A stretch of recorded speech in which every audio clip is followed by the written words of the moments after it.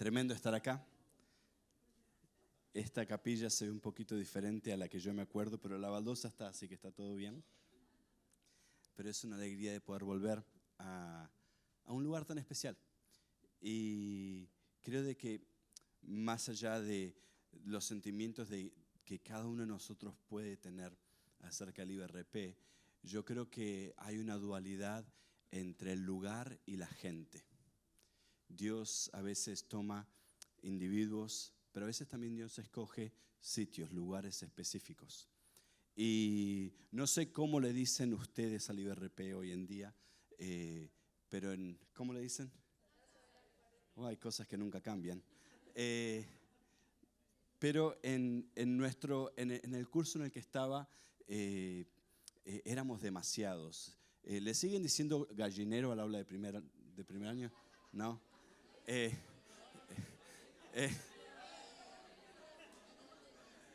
Pero en nuestro curso teníamos no nos habíamos sumado tanto a la onda de la casa del alfarero, sino que le decíamos casa de Dios. Y me acuerdo un amigo mío muy querido, seguimos siendo muy buenos amigos, Eric Riveros, está pastoreando en Chile. ¿Algún chileno por acá que conoce a Eric? ¡Vamos! ¿La cachai? Le decíamos casa de Dios. Ahora, cuando nos encontramos con el nombre de casa de Dios, nos encontramos también con la idea de Betel. Sabemos que Betel significa casa de Dios. Y cuando llegas a Génesis capítulo 35, no vayas ahí. Me encantaría si me acompañas en el 28. Pero cuando llegas a Génesis capítulo 35, es la segunda vez que Jacob pasa por la casa de Dios, por Betel. Dios específicamente le instruye, él ya tiene esposa, ya tiene hijos, hay mucha gente con él.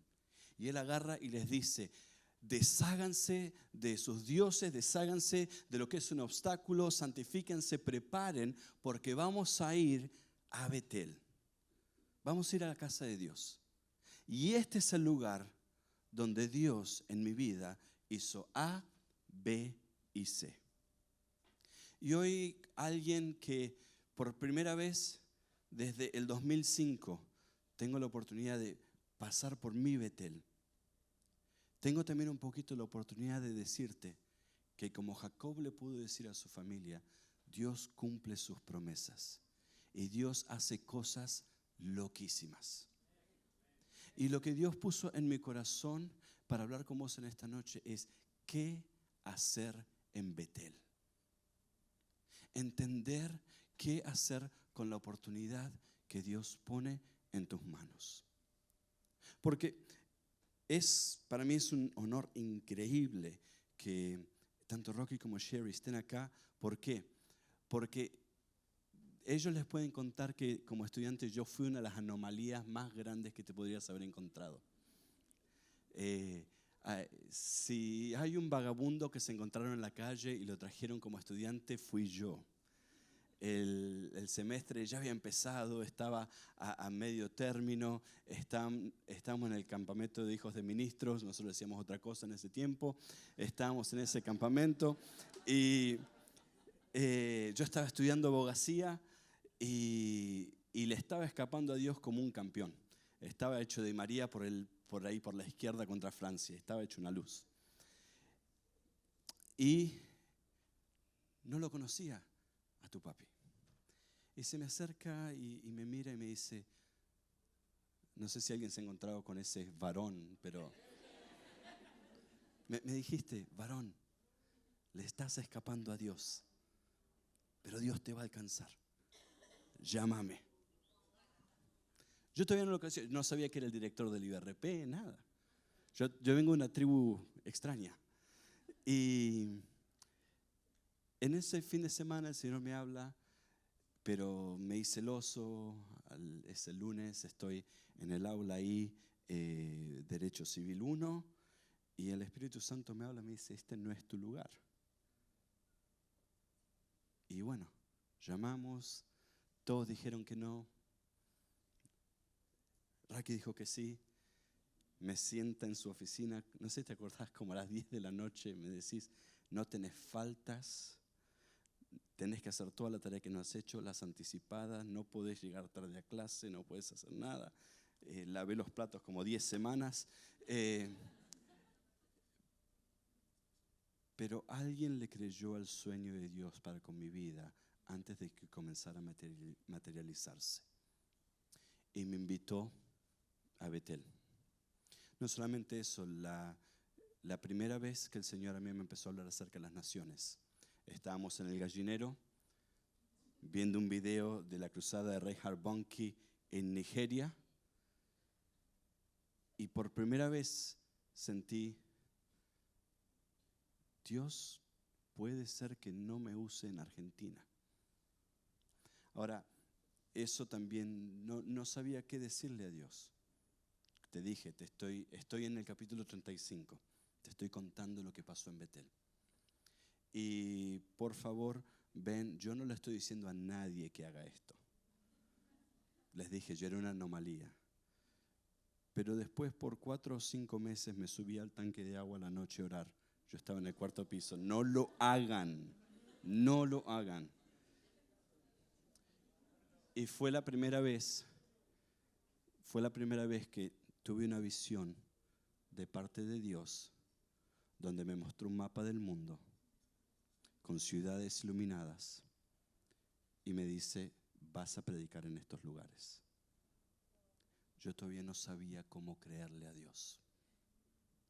Me estaba hablando. Dios comienza a moverse de formas muy extrañas. Cada vez que salía en un receso se volvía más loca la cosa. Y de repente viene y un movimiento medio como que me está hablando de salir de Argentina, prepararme de una forma diferente, involucrarme en las misiones. Y yo no sabía qué hacer con eso. Caroline estaba aquí escribiendo Frontline y me agarra en el parque y me dice, en tal fecha, en tal día, a tal hora vos vas a salir de Argentina, y me tiró un cuerno de aceite. Y yo sigo no sabiendo qué hacer con lo que Dios está hablando. Y estábamos en un servicio como este y estaba predicando Andy Gerhardt, y en el medio del mensaje Rocky se para, camina hasta atrás. Esta puede ser que sea la única vez que yo me he sentado adelante en mi historia en LiberRP. Me encuentra por allá atrás y no sé si te acordás, me dijiste, Dios te va a utilizar como un catalista, me dijiste otras cosas. Y no es en Argentina. Esa conversación la tuvimos a fines de octubre y el 6 de enero del 2006 empecé mi peregrinaje por Parán. Lo que te puedo decir es que en este tiempo Dios ha sido tan, pero tan fiel. Pero el fundamento y cómo responder al mover de Dios, no solamente dentro mío, sino lo que estaba sucediendo alrededor, sucedió acá, en Betel, en la casa de Dios. Y lo que Dios me habló y que me daba tanta urgencia de poder llegar a conversar con muchos de ustedes es que hay un avivamiento que está dormido en el corazón de muchos de ustedes. Hay naciones que Dios les está llamando no a tocar, a transformar. Hay estadios que algunos de ustedes van a llenar. Hay iglesias que van a ser revolucionadas. Hay ideas loquísimas que el reino está esperando, que están durmiendo dentro de tu mente y dentro de tu espíritu. Y lo que está pasando en muchos de nuestros corazones es que no sabemos cómo reaccionar a lo que Dios está haciendo alrededor nuestro. Y te pedí que me acompañes en el capítulo 28 de Génesis, en el versículo 10, donde nos dice que salió pues Jacob de Berseba y fue a Harán. Y llegó a un cierto lugar y durmió allí, porque ya el sol se había puesto. Y tomó de las piedras de aquel paraje y puso a su cabecera y se acostó en aquel lugar y soñó. Y Espíritu Santo, sabemos que estás en este lugar. Señor, honramos tu presencia. pero también sabemos de que nos tienes aquí con un propósito específico.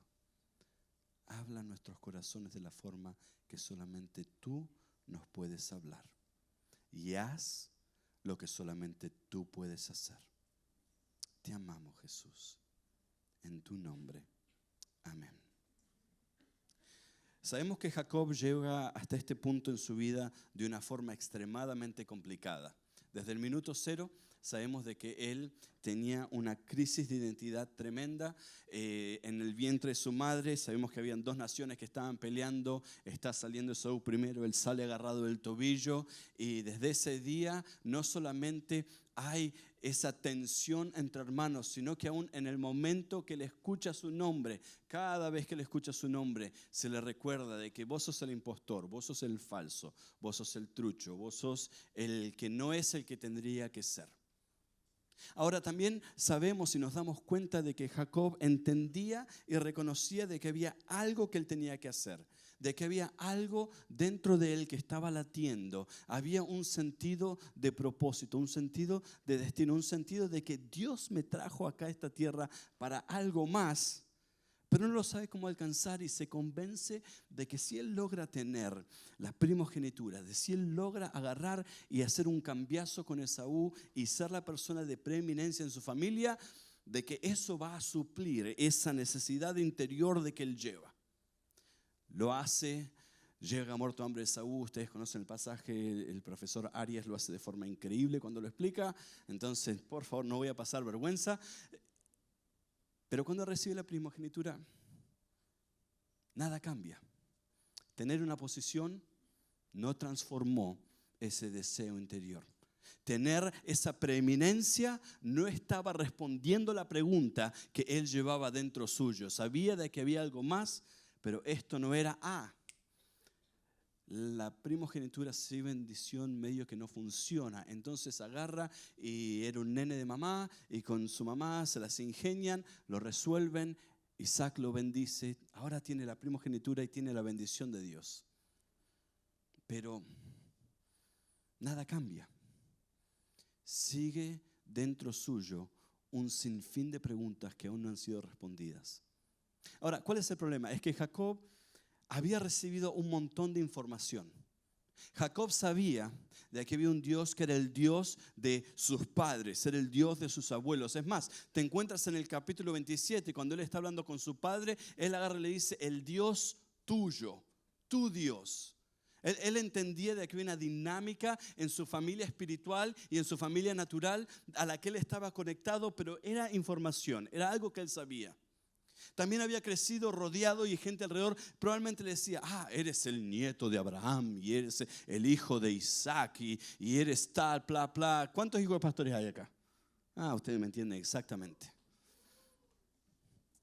Te han dicho, te han contado, te hablan y hay algo, hay una pregunta, hay un interrogante, pero que sigue siendo algo que está a un poco de distancia, pero que no ha sido completamente internalizado. Hay algo que falta. En eso sabemos lo que sucede, su hermano lo quiere matar, tiene que agarrar y escapar, lo llama a su padre por el plan de la madre, le dice andate a la casa de tu tío, familia extraña esta, y tenés que huir. Y ahí es donde empieza el peregrinaje a Betel. Yo no sé si acá viniste o te mandaron, pero llegaste.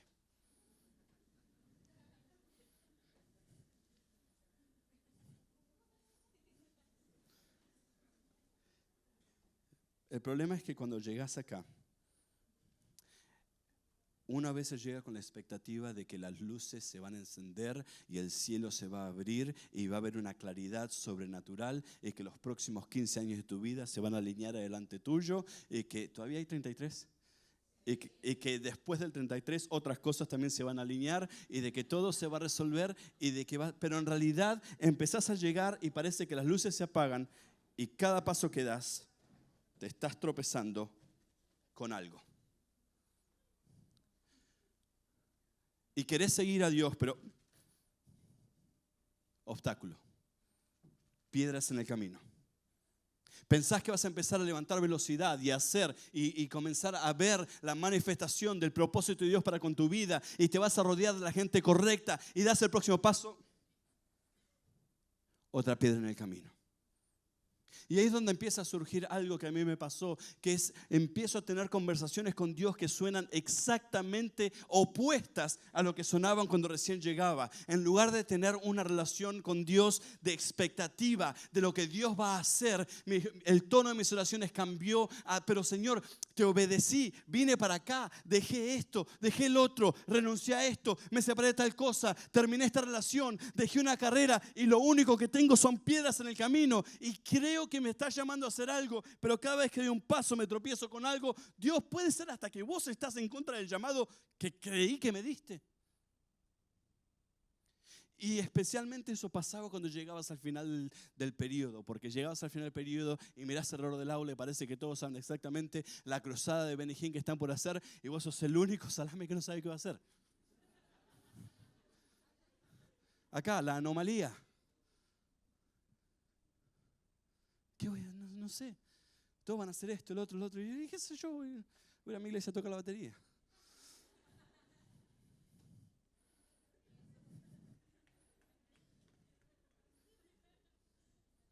Piedra. Yo me convertí en un experto pateador de piedras.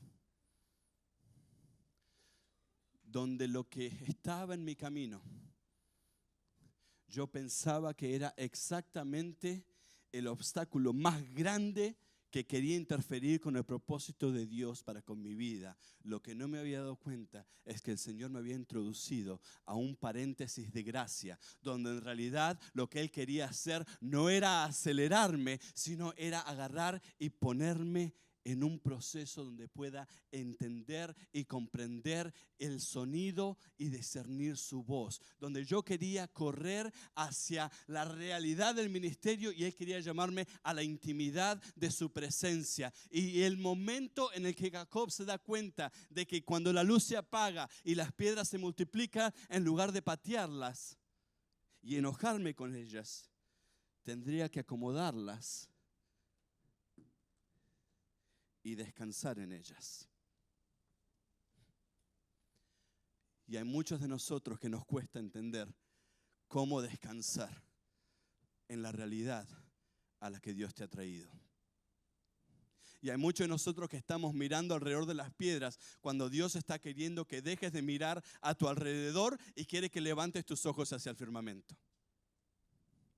Y hay muchos de nosotros que estamos permitiendo que los obstáculos que nos rodean definan la capacidad de Dios para cumplir sus promesas, cuando en realidad hubo alguien en el linaje de Jacob que tuvo que también aprender cómo salir de su tienda, cómo salir de la realidad que le rodeaba, cómo salir de aquello que le limitaba y comenzar a mirar hacia el firmamento y ver las estrellas y recordar la promesa.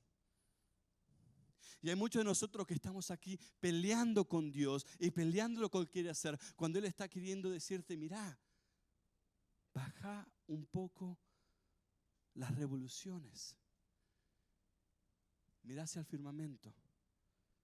Esto con lo que te estás enojando, yo lo quiero usar para enseñarte a descansar en mi soberanía, descansar en mi promesa. Hay muchos de nosotros que no nos damos cuenta a la velocidad frántica a la que estamos yendo, que pensamos que Dios nos está esperando en B cuando Dios está acá, moviéndose, operando, actuando, abriendo puertas, trayendo gente a tu vida, trayendo entendimiento y claridad acerca de lo que Él te está llamando a hacer, porque lo que comienza a suceder en el momento en el que decide descansar comienza a soñar. Pero no es simplemente acerca del sueño, es qué pasó en este sueño. Porque hay muchos de nosotros que estamos viviendo con la información de lo que Dios nos ha hablado. Por 1 año y medio ese fue el problema. Tenía demasiada información acerca de lo que Dios me estaba diciendo y lo que a mí me faltaba era revelación acerca de cómo operar en lo que Dios me estaba hablando. Y en el momento que yo dejo de enojarme con lo que Dios ha traído a mi vida y comienzo a descansar en lo que Dios está haciendo en mi vida, comienzo a moverme de información a revelación. Comienzo a darle tiempo al Espíritu Santo para traer claridad, para ordenar, para hablar, para decirme de forma directa: escuchaste acerca de Abraham, y escuchaste acerca de Isaac, y escuchaste acerca de una tierra, pero no te quiero hablar acerca de tus antepasados. Ha llegado la hora de que tú y yo nos encontremos cara a cara, y yo quiero ser tu Dios, y quiero que esta sea tu promesa, porque esta va a ser tu tierra y tu descendencia, y vos la vas a heredar. Pero cuando miro el campo de piedras, me olvido de mirar a aquel que forjó las estrellas. Y hay muchos de nosotros que en el medio de nuestro campo de piedras tenemos que cambiar nuestra postura y transformarla a esta piedra de frustración en un espacio de adoración. Y hay muchos de nosotros que hemos perdido el sonido de nuestra adoración.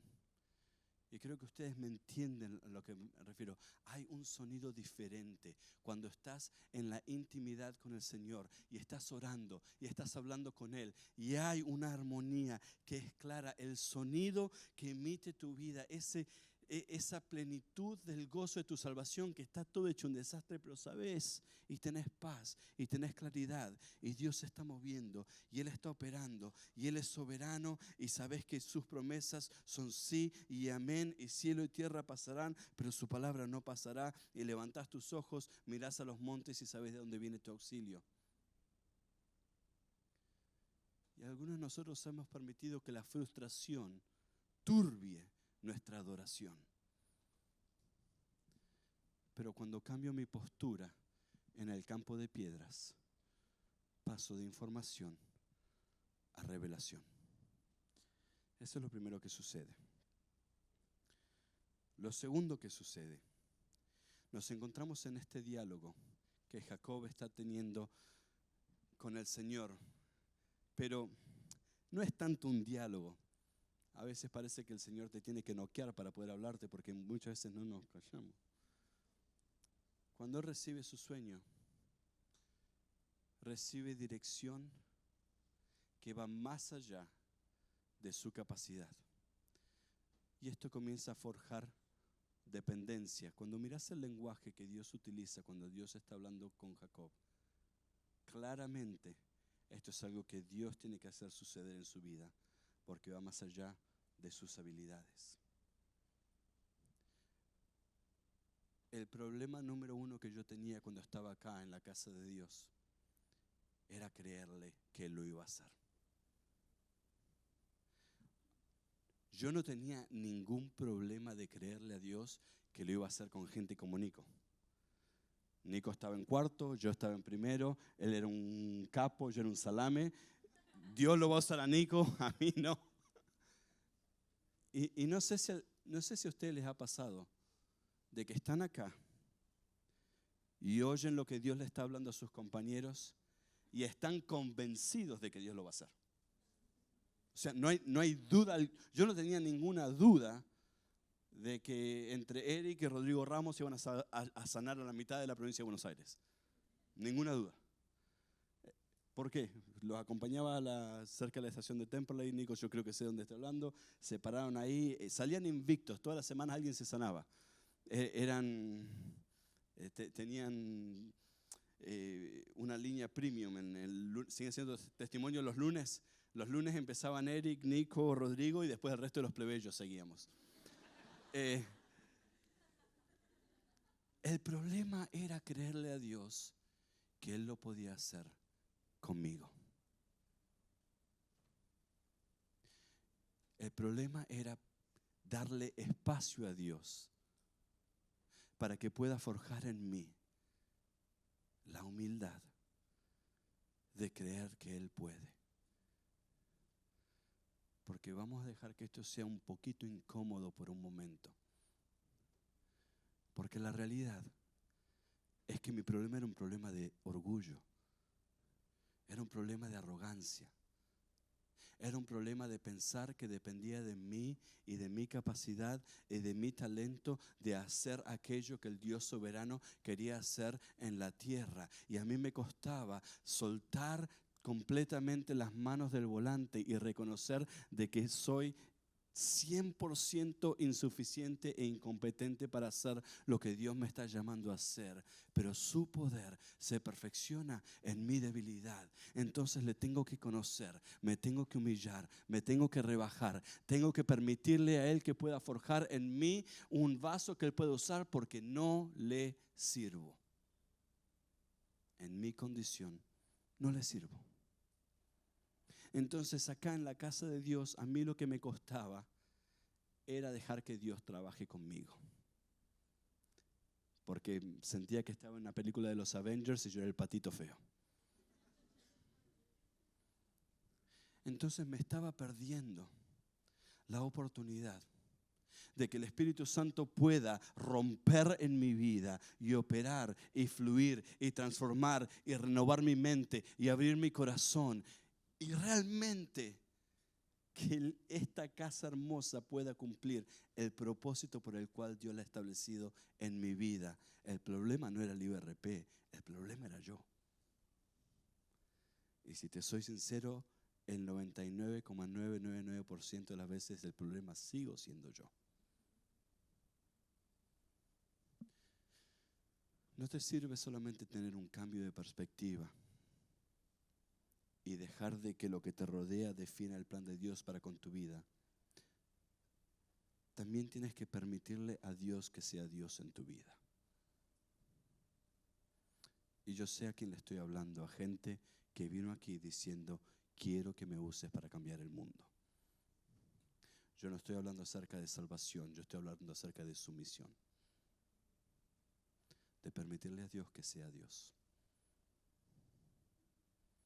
Porque muchos de nosotros parece que nos olvidamos la dinámica que Jesús utiliza cuando habla acerca de la parábola de la semilla, cuando Él agarra y dice que Jesús es el granjero y de que Él va y toma esta semilla y que el campo es el mundo y que la buena semilla son los hijos del reino y que Él los planta en el mundo. A muchos de nosotros que creemos que como funciona es que la semilla se da vuelta y lo mira al granjero y le dice, escúchame bien, granjero. Yo no sé quién te crees que eres, pero yo soy la semilla. ¿Y qué semilla? No. El oeste de África, no. Yo soy una semilla fashion, a mí Europa. ¿Y cómo que el conurbano si yo nací para Palermo? Y en el sur hace frío y en el norte hace calor, así que Córdoba.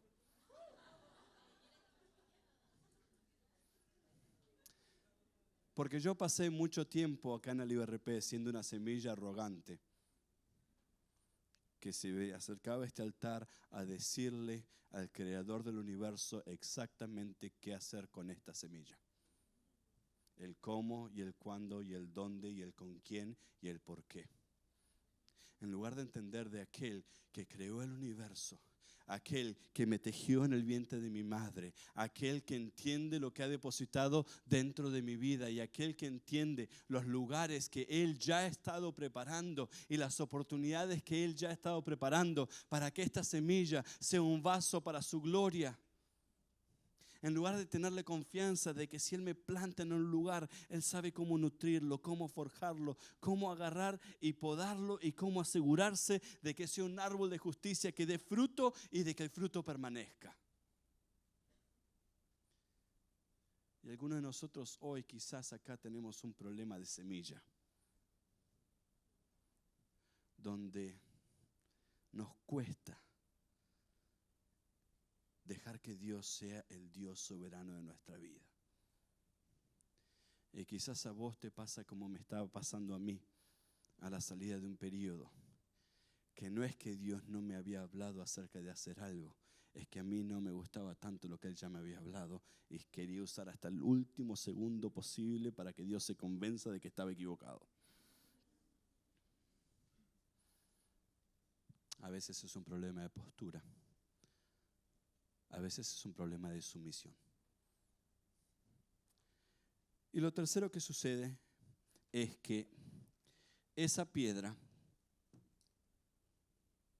cuando él se despierta, él la mira y dice, estoy en la casa de Dios y no me había dado cuenta.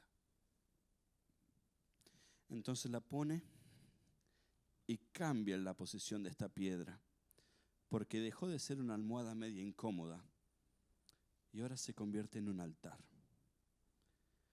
Y él toma su aceite y comienza a derramarlo sobre la piedra. Y creo que no hace falta que hablemos mucho acerca de qué sucede cuando el aceite se empieza a derramar. Sí sabemos lo que sucede cuando el Señor derrama ese aceite sobre nuestras vidas. Pero también, ¿cuántos se acuerdan acerca del sacrificio que estaba conectado a una ofrenda de paz y acción de gracias, donde también se traía aceite y se derramaba sobre el altar? ¿Cuántos se acuerdan acerca de las veces que ustedes se acercaron a un altar y oraron y lloraron y clamaron y le pidieron a Dios que les dé una oportunidad de prepararse y de formarse para servirle? ¿Cuántos de ustedes ayunaron orando, pidiéndole a Dios que una buena noticia llegue en tu casilla de correo diciéndote de que alguien te va a ayudar a llegar hasta fin de mes? ¿Cuántos de ustedes desesperadamente sacudían los cielos diciéndole, Señor, rodéame de gente como la que está acá en este cuarto? Muchos de nosotros no nos damos cuenta de que hoy estamos viviendo la respuesta a nuestras propias oraciones, y que si en lugar de dejar que este sea un valle de frustración, lo convierto en un altar y con acción de gracias y en paz derramo mi aceite y le doy a Dios lo mejor que tengo hoy, Él puede asegurarse de que cuando dé una vuelta y vuelva a Betel, cada una de sus promesas han sido cumplidas. Pero requiere que esa persona que cambia su perspectiva y decide someterse a Dios de forma plena y completa y genuina, derrame ese aceite de forma completa. Y ahora me voy a apurar un poquito para desacelerarme al final. Porque en todo este proceso la realidad que nos encontramos es la siguiente. Jacob estaba desesperado por asegurarse de que él fuera a sobrevivir. Él huyó queriendo sobrevivir. Vivió en lo de Labán tratando de prosperar, le fue mal en el amor por 7 años, pero bueno, luego de 7 años recibió una doble porción, así que el 33 no es tan complicado, un año, come on. 6 meses ahora. Avivamiento. Él agarra y trata de multiplicarse, trata de agarrar y recibir esto, pero una noche se encuentra con Dios cara a cara y tienen que pelear. Ahora, yo hice énfasis en el nombre al principio y estoy a punto de terminar y atar cabos y se nos va a complicar un segundo, así que prestenme atención. Él estaba desesperado, de mantener a Jacob con vida. Todo este proceso, aún conociendo a Dios, aún derramando su aceite, aún trabajando 14 años, aún agarrando y tratando de honrar en cierta forma lo que Dios le estaba pidiendo, Jacob en lo profundo de su corazón quería que Jacob sobreviviera. Pero cuando se encontró con Dios cara a cara, antes de enfrentarse a su hermano Esaú, sabemos que el ángel le toca el costado, se zamarrean por horas, pero al final del proceso, Jacob deja de existir. Porque cuando vuelve a Betel, Dios le reafirma su promesa. Y eso que el ángel le dijo, que ya no serás conocido como Jacob, sino que serás conocido como Israel. en el capítulo 35 nos encontramos que eso que sucedió en lo privado se afirma de forma pública. Y Jacob ya no existe. Israel existe. El padre de una nación. El que forjó gran parte de... Cuando sé que todos ustedes lo han estudiado, cuando leemos el Talmud del Antiguo Testamento, la influencia de Jacob en el entendimiento de la fe judía es tan profunda. Esa realidad de que el Mesías estaba en su linaje, que las familias de la tierra iban a ser bendecidas, todas las cosas que Dios le habló en ese día sucedieron. Pero Jacob tenía que morir, porque Israel tenía que nacer. Y para volver a Betel, a la casa de Dios, algo radicalmente diferente tendría que haber tomado lugar. Okay. Yo sé que estamos todos de acuerdo y sé de que Dios, a algunos de ustedes, ya les está hablando al corazón. Porque he llegado aquí a decirles de que muchos de nosotros en este lugar, hoy y ahora, estamos al filo de darnos por vencido con la promesa que Dios tiene con tu vida. Hay algunos de ustedes que están en tercero, que están a punto de salir de este lugar diciendo a la final, 3 años acá y lo que estoy esperando todavía no ha sucedido. Hay algunos que están en primero que llegaron acá diciendo, bueno, me dije que lo iba a probar por 1 año y bueno, ya está. Hay algunos de ustedes que han vuelto a hacer cuarto diciendo, todavía no he encontrado esa dirección, estoy esperando que Dios lo haga suceder. Y lo que yo he venido a este lugar ahora a decirte es que Dios ya te estaba esperando y Dios te estaba esperando en esta noche y Dios te está queriendo decir, estás en Betel, pero necesito que hoy cambies tu perspectiva y dejes de pensar solamente en un plano natural y levantes tus ojos y veas lo sobrenatural que yo estoy gestando para con tu vida. Y he estado por 1 año, 2 años, 3 años pidiéndote, rogándote que dejes que el sueño que tú trajiste aquí se derrame en mi altar para que mis sueños en tu vida puedan nacer y puedan surgir. Y estás tratando de darle definición en algo temporal.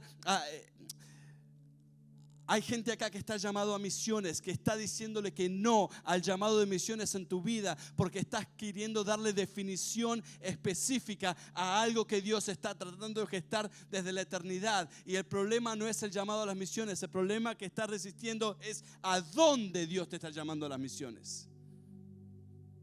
Y Él te está pidiendo que por favor permitas que su Espíritu se mueva en tu vida. Algunos de ustedes que tienen un llamado evangelístico tan específico y que muchos te han profetizado de que Dios te va a usar en dones, en señales, en milagros, y que has estado llevando con vergüenza quizás no ver lo que pensabas que Dios iba a hacer de forma inmediata. Y hoy Dios te está queriendo decir, derrama de tu aceite. Derrama de tu aceite. Derrama de tu aceite. Derrama de tu aceite. Con honor a mi nombre, derrama de tu aceite. Con sumisión a mi propósito, derrama tu aceite. Y antes de darte cuenta, algo sobrenatural comienza a suceder en tu vida y en tu ministerio.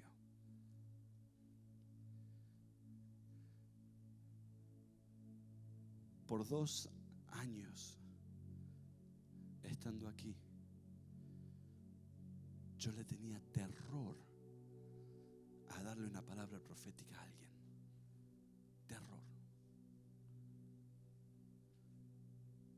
Y las veces que le desobedecí al Señor, porque tenía miedo de que iba a suceder.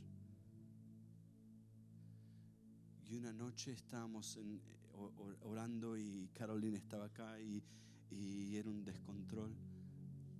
Y yo estoy sentado atrás y el Señor me llama de que ya vaya y encuentre a alguien que estaba más o menos adelante y que me le tire los pies y que le agarre los pies. Encima, una fácil me dio.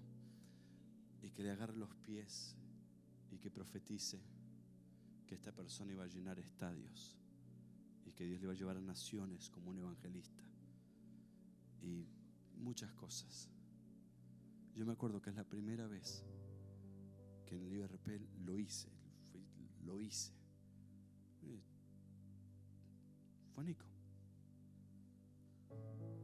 Y con Nico nos encontramos hace unos meses en Ámsterdam en un evento grandísimo hablando acerca de alcanzar a todo el mundo. Y le digo, Nico, ¿te acordás de esa noche en el IBRP? Me dice, sí, me acuerdo. Pero ese día algo en mí se rompió.